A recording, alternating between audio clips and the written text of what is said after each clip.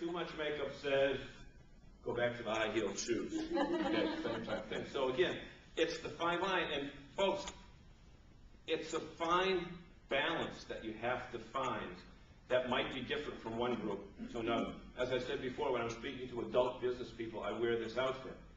When I'm speaking to college kids, I'll wear jeans, and I'll wear sneakers, and I'll wear a sweatshirt or something along those lines because I'm more relatable, because half of your presentation is visual. And what's that word? That sight travels faster than sound. You ever been to Fenway Park in the cheap seats where you see the batter hit the ball, but you see the ball hit, but you don't hear the till like a few seconds later? So we've been in that cheap section together. Well, I don't think, I will say this, I don't think there's anything cheap at Fenway anymore. They're probably the least desirable seats. Perfume's another thing. Again, too much, go back to the shoes and the makeup. And again, it's that issue that you all have to deal with more than I have to deal with. But there are people, and let me just throw another bonus in here. If you smoke, smoking was pretty commonplace years ago. How many years ago? I don't know. But there are many people that are nervous that have to have their cigarette before they do something. And if you smell like a tobacco factory, you alienate people, especially you're in the front row. I haven't spit on you or anything yet, have I? Not yet. Okay. But if I smelled like, and again, you don't assume you don't smoke, and I smelled like a chimney, it's a negative vibration. So that's another issue that you need to be concerned with. So, what other functions are you needed for? Sometimes in the speaking business, and by the way, let's way back to thank you for that marvelous introduction. I don't appreciate it, but I sure do deserve it. It's great to be here in Whitneyville. I'm not suggesting that all of you become professional speakers. That may be the furthest thing from your mind. What I am telling you this is that if you have the capability to speak in front of a Lions Club, a Rotary Club, a Kiwanis Club, a women's business meeting, or whatever, about your area of expertise. Okay, and I think it would be fascinating for you to talk about what was life at what was life at Disney like, because the first thing I asked her for was she Mickey or Minnie?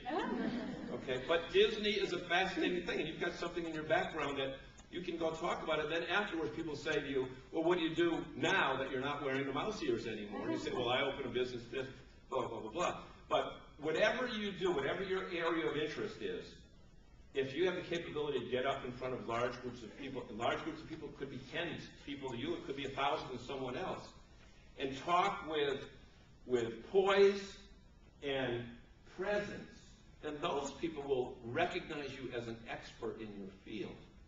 And you may never get paid, but you'll get referrals, and you'll get references, and you get people who come to you afterwards because they said, geez, I didn't know that person was that versed on whatever. And you're the Acorn lady, right? Okay. There's IRS code changes every year. I mean, if I were you, and maybe you do this already, if you do, just shut me up. But you come up and say, like for example, there's a new thing coming out that if you own a business, this is true. If you own a business and have anybody's financial credit card stuff, then you've got to shield it. Even if you're not the employer. And I think it all goes back to the TJ Maxx stuff, and there's some experts on that.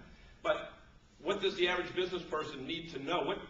What type of program do they need to put in their computer to protect them from that? Okay. We have class November 5th at the Chamber about that data compliance. Tickets are on sale now at the Central Box Office on international locations.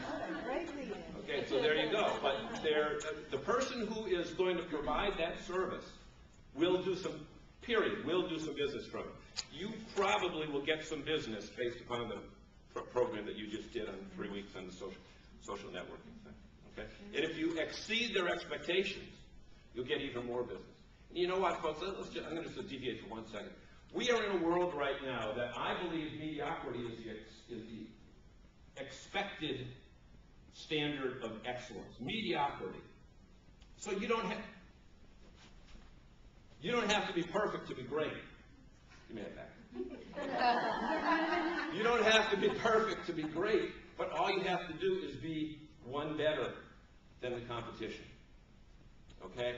So if you are great and exceed expectations in everything, not just speaking, people are going to want to flock to you because you stand out from the crowd. Most people today, you call people this afternoon, or you listen, make a call to someone and listen to their tone of voice when they pick the phone up. And you know darn well they don't want to be there, and they're letting you know it. Okay? So if you have excitement, if you have enthusiasm, and if you have a little different step in your walk than the crowd, you'll stand out. Look, you wouldn't be around for 17 years. It's the Italian thing pointing at me, I'm sorry. Okay? You wouldn't be around for 17 years if you weren't exceeding people's expectations. Okay? So keep that in mind. I don't know how I got onto that. What other functions are you needed for? You may do the presentation here, but they may want you to do a book signing after, presuming you've written a book. Otherwise, you can take my book, sell them, and I'll give you a 20% commission on it. So just sign my name.